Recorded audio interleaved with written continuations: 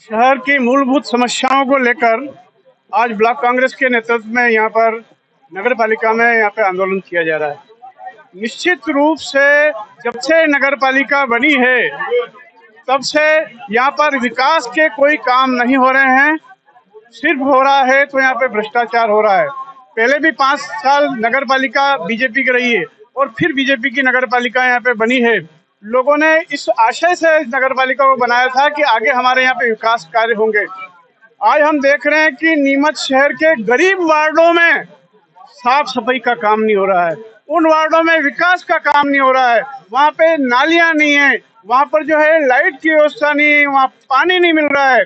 और तो और सरकार 3 बार से अवैध कॉलोनियों को वैध करने का काम कर रही है, लेकिन इन 20 सालों में एक भी कॉलोनी में वैध नहीं हुई, ना ही उनमें कोई मूलभूत समस्या का हल हो रहा है। ऐसी स्थिति में शहर में बड़ा आक्रोश है। आज सफाई नहीं होने के कारण बीमारियां फैल रही है। नगर पालिका चुनाव में इन्होंने कहा था 3 मंजिल तक पानी हम चढ़ाएंगे, लेकिन अभी तो 1 मंजिल पर भी बराबर पानी नहीं मिल रहा है। ऐसी स्थिति में नगर पालिका ने चुनाव के समय में बंगला बगीचे की समस्या को हल करने की कहा था। लगातार 20 वर्षों से लोग परेशान हैं, लेकिन बंगले बगीचे की समस्या का हल नहीं किया है।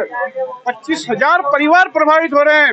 1200 लोगों के आवेदन अगर इनने लिए हैं तो ये कोई उपलब्धि नहीं है। ये लगातार जनता की लड़ाई लड़ी जाएगी। अब ये देखा है कि यार 1 साल तो कम से कम हो नगर पालिका को, उसके बाद कुछ शुरू करें। 1 साल होने के बाद भी नगर पालिका ने विकास के नाम पर कोई काम नहीं किया। गरीब वार्डों में काम इसलिए नहीं कर रहे हैं कि वो भेदभाव कर रहे हैं। बड़े लोगों के लिए बड़ी बड़ी कॉलोनी में ऊंचे लोगों के लिए नगर पालिका के कर्मचारी काम कर रहे हैं। और यहाँ पर जितने अधिकारी बैठे हैं नगर पालिका में, वो अधिकारी भारतीय जनता पार्टी के नेताओं को चंदा उगाही करके देते हैं। लोगों को भ्रष्टाचार करने के लिए प्रेरित करते हैं कि बिना पैसे कोई काम नहीं करेंगे और पैसे लेके ही काम करते हैं। निश्चित रूप से नगर पालिका बनने के बाद ही ये शुरुआत कर दी थी कि इस नीमच में जितने भी जमीनें हैं उनको किस तरह से हथियाएं।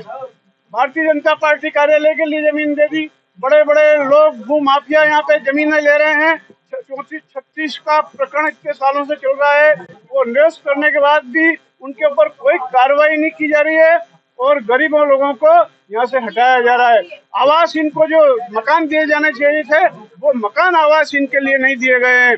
ऐसी स्थिति में बड़ा आक्रोश है लोगों में कि नगर पालिका में भारतीय जनता पार्टी ने कथनी और करनी में जो अंतर हुआ है उसको सब लोग देख रहे हैं और आने वाले चुनाव में नगर पालिका क्षेत्र में लोग इनको सबक सिखाने को तैयार बैठे हैं। देखो, आज ब्लॉक कांग्रेस के तत्वाधान में कांग्रेस के सभी लोग और वरिष्ठ नेता यहाँ पर नगर पालिका का घेराव करने पधारे हैं। जैसा कि विदित है, नीमच नगर पालिका में जो कार्यकाल बने 1.25 साल हो गए और नीमच की जनता किस तरह से परेशान है। हम जनता की सूत्रों की मांगों को लेकर यहाँ पर आज एक ज्ञापन भी नगर पालिका के मुख्य नगर पालिका अधिकारी को सौंपेंगे।